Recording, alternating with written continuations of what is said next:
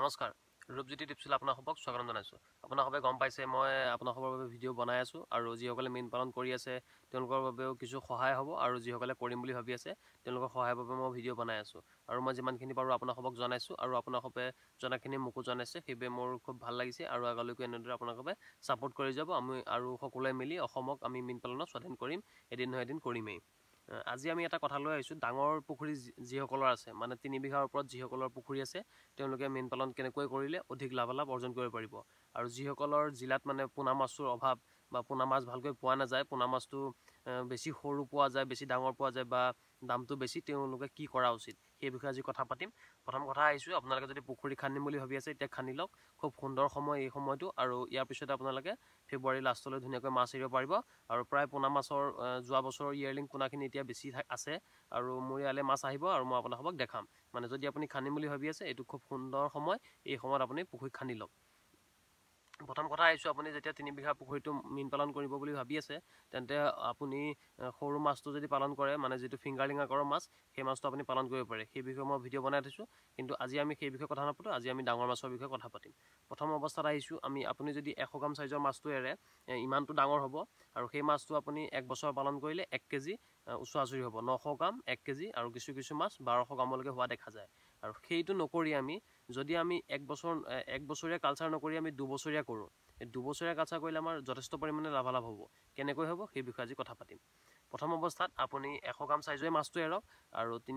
যেতিয়া আপুনি 3 বিঘাৰ পুখুৰীৰ কথা আহিছোঁ, আমি 3 বিঘাৰ পুখুৰীত আপুনি প্ৰায় 4500 পিছমান মাছ এৰিব, যিটো 100 গ্ৰাম চাইজৰ আৰু সেইখিনি আপুনি 1 বছৰত আপুনি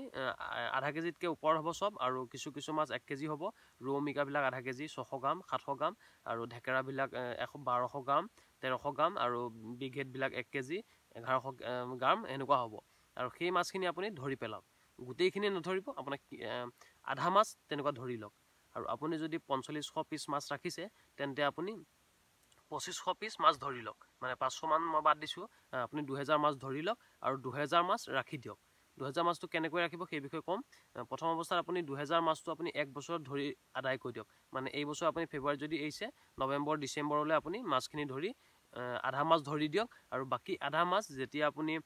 পোনা মাছ এৰিবলগীয়া হ'ব তেতিয়া আপুনি মাছ এৰিব নালাগে, আধা মাছ ধৰি দিয়ক আৰু আধা মাছ ৰাখি দিব। আৰু ৰাখি দিয়াৰ পিছতে আপুনি পুখুৰীত পানী যোগান ধৰিব লাগিব, যিহেতু নৱেম্বৰ ডিচেম্বৰলৈ পানী শুকাই যাব আৰু আপোনাৰ তাতে যদি পানী যোগানৰ ব্যৱস্থাপনা আছে তেন্তে আপুনি এই ব্যৱস্থাটো কৰক। আৰু লগতে কৈ দিছোঁ, এইটো খালি ডাঙৰ পুখুৰীৰ কাৰণেহে প্ৰযোজ্য হ'ব, যিহেতু ডাঙৰ পুখুৰী হ'লে মাছৰ গ্ৰ'থটো বেছি ভাল হ'ব আৰু সৰু পুখুৰী হ'লে আপুনি এবছৰীয়া কালচাৰ কৰক, এবছৰীয়া কালচাৰতে আপোনাৰ সুন্দৰ লাভালাভ। আৰু যদি আপোনাৰ ডাঙৰ পুখুৰী আছে তেন্তে এই ব্যৱস্থাটো আপুনি কৰিব পাৰে। প্ৰথম অৱস্থাত আপুনি 2000 পিচ মাছ ধৰি দিব আৰু প্ৰায় 2000 মাছ থাকি যাব আৰু মই 500 পিচ মাছ বাদ দিছোঁ আৰু 2000 পিচ মাছ আপোনাৰ থাকি যাব। আৰু 2000 পিচ মাছ আপুনি কোনটো হিচাপত ৰাখিব সেইটো আপুনি ধ্যান ৰাখিব, যাতে আপোনাৰ যিটো ভকুৱা বুলি কয় বা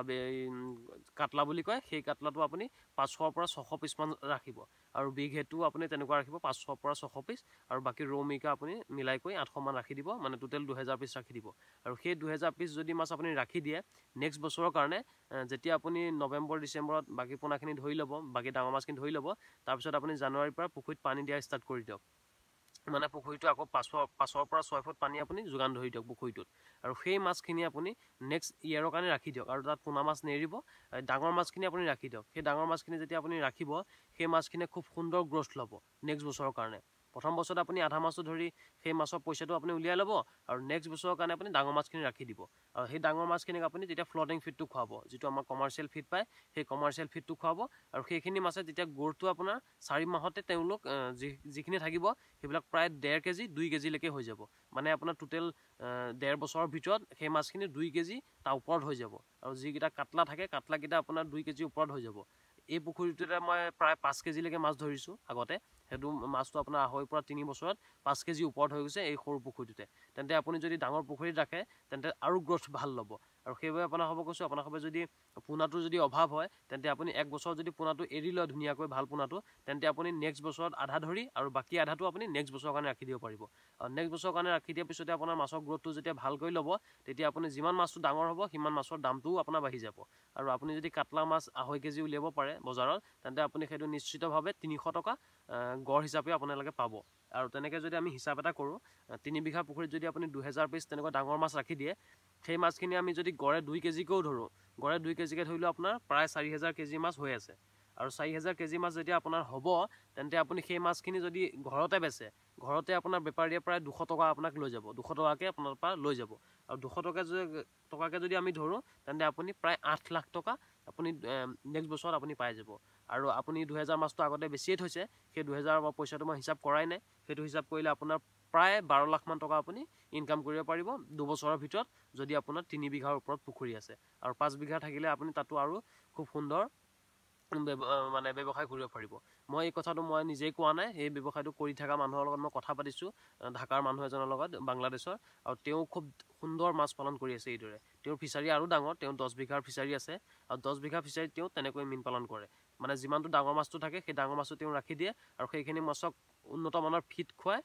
নেক্সট বছৰৰ কাৰণে 2.5 কেজি 3 কেজি ওপৰত কৰে আৰু 2.5 কেজি 3 কেজি হোৱাৰ লগতে মই মিনিমাম এটা হিচাপ ধৰিছোঁ আপোনাৰ প্ৰায় 200 টকা ধৰিছোঁ মই কিন্তু আপুনি 200 টকাত ক'তো পোৱা নাযায় 300কে হ'লেও আপুনি প্ৰায় 12 লাখ টকা ইনকাম কৰিব পাৰিব নেক্সট বছৰত সেইবাবে আপোনাক কৈছোঁ আপোনাক যদি ডাঙৰ পুখুৰী আছে তেন্তে এই ব্যৱস্থাটো আপুনি কৰি ল'ব পাৰে আমাৰ যেহেতু সৰু পুখুৰী আমাৰ ইয়াতে অলপ অসুবিধা হয় কিন্তু মই যিমান মানুহৰ লগত কথা পাতিছোঁ তেওঁলোকৰ প্ৰায় 3 বিঘা 4 বিঘা 5 বিঘালৈকে পুখুৰী আছে আৰু তেওঁলোকৰ বাবে এইটো খুব সুন্দৰ মানে প্ৰচেষ্টা এইটো যদি আপোনালোকে কৰে তেন্তে লাভালাভ অধিক অৰ্জন কৰিব পাৰিব আৰু যিসকলৰ তাতে পোনাটোৰ অভাৱ তেওঁলোকে এবছৰ এৰিলে নেক্সট বছৰ পোনাটো নেৰিলে হ'ব পোনাৰ ভেজাল নাই যিখিনি মাছ থাকে সেইখিনিকে ধুনীয়াকৈ খাদ্য খুৱাই ডাঙৰ কৰিব পাৰিব সেইবাবে আপোনাক কৈছোঁ আপোনাক যদি কৰিব বিচাৰে তেন্তে কৰি ল'ব পাৰে আৰু মোৰ নাম্বাৰ দিয়াই আছে আপোনাক যিকোনো প্ৰশ্ন মোৰ লগত সুধিব পাৰে মোক কল কৰিব মই আপোনাক যিমান পাৰোঁ জনাম আৰু সেই ব্যৱস্থাটো আপোনাক কৰি লওক যদি আপোনাৰ তাতে পোনাটোৰ অভাৱ আৰু যদি আপুনি পইচাটো ইনভেষ্ট কৰি আপুনি বেছিকৈ ইনকাম কৰিম বুলি ভাবিছে তেন্তে আপুনি 2 বছৰীয়া কালচাৰটো কৰিব পাৰে আৰু 6 মহীয়া কালচাৰো আমি কৰিব পাৰোঁ উন্নত মানৰ ফিড খুৱাই সেইটো বিষয়ে মই ভিডিঅ' বনাই থৈছোঁ সেইটো যদি আপুনি চোৱা নাই চাই ল'ব এইটো ভিডিঅ' আছিল ডাঙৰ পুখুৰীৰ কাৰণে আৰু নেক্সট আমি আকৌ কথা পাতি যাম এনেকৈয়ে আৰু ভিডিঅ'টো ভাল লাগিলে লাইক কৰি দিব লাইকটো কৰিলেহে মই আগলৈকো ভিডিঅ' বনাই থাকিবলৈ আপোনালোকৰ পৰা মটিভেশ্যনটো পাওঁ যদি লাইক কৰে তেতিয়া মই আগলৈকো ভিডিঅ' বনাই গৈ থাকিম আৰু ভিডিঅ'টো ভাল লাগিলে কমেণ্ট কৰি জনাব আৰু আগলৈকো এইদৰে ছাপোৰ্ট কৰি যাবলৈ মোৰ চেনেলটো ছাবস্ক্ৰাইব কৰি বেলটো বজাই ল'ব ধন্যবাদ